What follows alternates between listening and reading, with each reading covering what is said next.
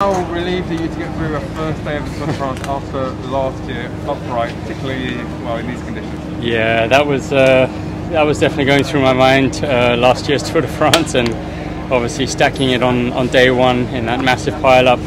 Okay, today wasn't going to be a massive pile-up, but it still had the potential to be a pretty catastrophic day, like it was for Bissinger.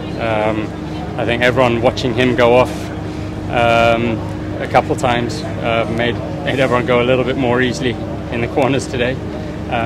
For me personally, just happy to get through that unscathed, and the legs felt pretty good actually in the straights where I could push. I was really happy with the feeling. So hopefully that's a good sign ahead of the racing coming up. Fair to say you were out there on drying roads. How did the front wheel, how did the handling feel out there?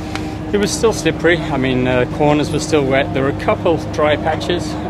Cobbles had dried up, thankfully, but still a couple little scares here and there, a couple slips, just to sort of remind me that the roads were wet and just not to take any risks. So that was the main thing for me today. And Chris, you talked about the relief. We didn't ask you the other day, so just tell us, outline for us, what do you hope to get out of this Tour de France, Chris? Yeah, I mean, really taking it, it's a bit of an unknown where I'm at the moment. I haven't had a chance to really test myself at this level, so just looking to get through this first week as unscathed as possible, and then see where I am once we hit the big mountains on stage 7. Just a final word on the crowds, Chris. I mean, your teammate, Jakob Fuglsang, a home hero. I mean, he experienced this with Danish fervour the other day, but do you think today put a bit of a dampener on it with the weather?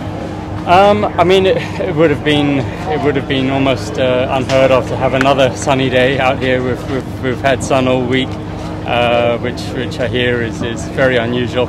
But I think despite the weather, people have come out in the thousands to support today, and I think that's just testament to show how strong the cycling sort of spirit and community is here. So I wouldn't say it's put a dampener at all on things. I think there's been a very festive atmosphere here, and very similar to Yorkshire, actually, I have to say, in terms of the turnout and the enthusiasm and just the general energy of the crowds here. Thanks, guys. Okay, cheers. One question.